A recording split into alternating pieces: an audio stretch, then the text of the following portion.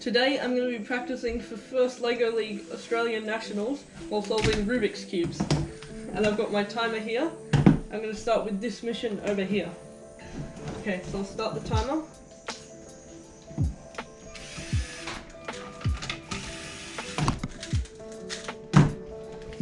Run the next mission.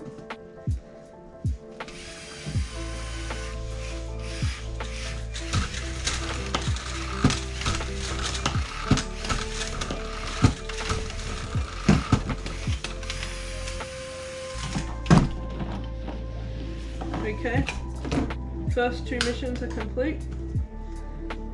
Now I'll run the third one.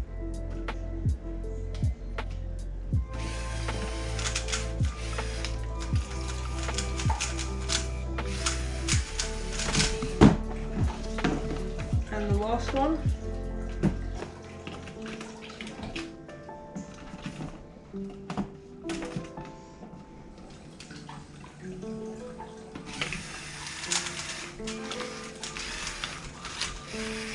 Okay. Done. 1 minute and 1 second to run 1, 2, 3, 4 here missions on the first LEGO League 2022 robot while solving 2 Rubik's Cubes. Thanks for watching.